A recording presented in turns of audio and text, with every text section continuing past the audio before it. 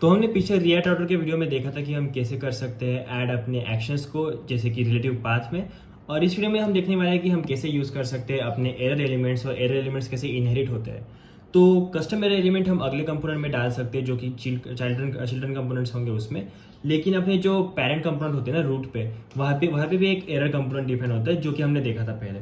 तो बेसिकली अपने पास क्या होगा, अपने पास होगा एक रूट पाथ, और रूट पाथ के अंदर एक एरर कंपोनेंट डिफाइंड होगा जो कि अपने पास है स्लैश वाले राउट में डिफाइंड हुआ। ये कंपोनेंट जो है ना वो इनहेरिट होगा सारे चिल्ड्रन में, मतलब इसके जो भी चाइल्ड होंगे तो उस हर चाइल्ड में एक एक एरर कंपोनेंट इनहेरिट होगा जो कि सेम होगा इसका, मतलब ये वही यूज करेगा। इनहेरिट होगा मतलब इसी का यूज करेगा।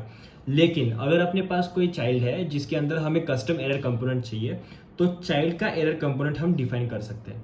तो उस एक चाइल्ड के लिए जो एरर कंपोनेंट डिफाइन किया है ना, वो ज़्यादा प्रायोरिटी लेगा इस एरर कंपोनेंट के ऊपर। मतलब ये जो डिफाइन होगा पेरेंट वाला, इसको तो रेफरेंस करेगा, लेकिन अगर चाइल्ड ने कोई एक एरर कंपोनेंट डिफाइन किया है ना, तो उसको ज़्यादा प्रायोरिटी मिलेगी और ये एग्जीक्यूशन नहीं होगा, बस ये वाला एग्जीक्यूट होगा। तो इस तरह से ये काम करता है। तो कैसे यूज़ कर सकते हैं हम प्रैक्टिकली, वो देखते हैं अपने लैपटॉप की स्क्रीन पे। तो चलते लैपटॉप पे। तो सबसे पहले हमें क्या करना है, एप्लीकेशन रन करना है। एप्लीकेशन रन करने के लिए npm run dev, और यहाँ पे आते हैं और चला देते हैं एप्लीकेशन 5173 नाम के पोर्ट पे। तो ये चला दिया। ये चलाने के बाद हमें क्या करना है, जाना है अपने कॉन्टैक्ट वाले राउट पे, contact/123। तो यहाँ पे हमने पिछले वीडियो में क्या किया था, ये कॉन्टैक्ट का राउट बनाया था जिस पे जाएगा ये सेव वाले रिलेटिव पे, और फॉर्म वाला जो है वो सेव पे कॉल कर देगा, ये कंपोनेंट पे जाएगा और ये एक्शन एग्जीक्यूट कर देगा। ये हमने किया था। इसमें क्या करने वाले हैं, इसी में एक एरर थ्रो कर देते हैं, throw new error, this is an error. ये कर दिया। तो अब क्या होगा, अब अपना एप्लीकेशन फट जाएगा। तो यहाँ पे आते हैं, कंसोल खोलते हैं। आपको याद होगा कंसोल में सब कुछ प्रिंट हो रहा था। तो यहाँ पे आता हूँ और यहाँ पे डालता हूँ मेरा नाम, और यहाँ पे डालता हूँ क्वेरी। ये डाल दिया, सेव किया, तो ये फट गया।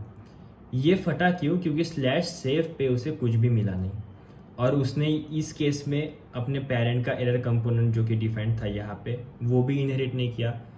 ये एरर कंपोनेंट पे क्या था, this page does not exist, और आप इस पे जा सकते हो। तो इसने वो कैसे इनहेरिट किया कि this page does not exist, go back to home. ये कंपोनेंट उसने इनहेरिट कर दिया और दे दिया हमें कि ये वाला एरर आ गया तो आप होम पे जा सकते हो। मैं यहाँ पे क्लिक करूँगा तो होम पे चला जाऊँगा। ये सही है, लेकिन मुझे ऐसा वे चाहिए कि ये सारी चीज़ें ना हो और ये जो नैव बार है ना ऊपर वाला, वही दिखे, सीधा उस पेज पे नहीं जाना मुझे। तो वो कैसे कर सकते हैं, तो इसके लिए हमें उस चाइल्ड पे एक कंपोनेंट ऐड करना पड़ेगा एरर का, जो कि मैं यहाँ पे डिफाइन कर दूंगा, एरर एलिमेंट, और उस पर डाल दूंगा p tag an error awkward while saving. Okay, ये डाल दिया। तो अब क्या होगा, यहाँ से एरर थ्रो होगा, और ये कौन सा एरर कंपोनेंट लेगा, ये वाला लेगा या फिर ये ऊपर वाला लेगा, चलो देखते हैं। मैं यहाँ पे आता हूँ और डालता हूँ मेरा नाम, ओम लोंढे, क्वेरी, सबमिट कर दिया। तो आया an error awkward while saving. इसका मतलब है कि ये सेव वाले राउट पे जब था ना, तब उसको एक एरर एनकाउंटर हुआ, लेकिन उसने उसके लिए ये वाला एरर कंपोनेंट नहीं दिखाया जो कि पेरेंट पे डिफाइंड है। उसने वो दिखाया जो कि इसके खुद पे डिफाइंड है, ये वाला, और ये दिखा दिया तो पास वाला कंपोनेंट दिख गया। इसका मतलब ये है कि चाइल्ड वाला जो कंपोनेंट है ना, उसे प्रायोरिटी मिलती है अपने पेरेंट वाले कंपोनेंट से। तो अगर आपको कस्टम एरर कंपोनेंट्स डिफाइन करने होंगे तो चाइल्ड पे डिफाइन करना है, पर ये तभी काम करेगा अच्छे से जब आपके पास एक पेरेंट पे एरर कंपोनेंट होगा, ताकि बाकी जो राउट्स है ना वो वहाँ पे कैच कर पाए अपनी एरर्स, क्योंकि यूज़र को हमें फ्लोटिंग स्टेट में नहीं रखना है कभी भी। तो होपफुली आपको समझ में आया होगा कि कस्टम एरर एलिमेंट्स हम कैसे शो कर सकते हैं और कैसे हम एरर दिखा सकते हैं हर एक चाइल्ड के लिए, अगर आपको दिखानी हो तो।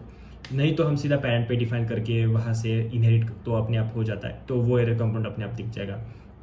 तो आई होप आपको समझ में आ गया होगा सारा कुछ। तो मिलते किसी अगली वीडियो में। Thank you, bye bye.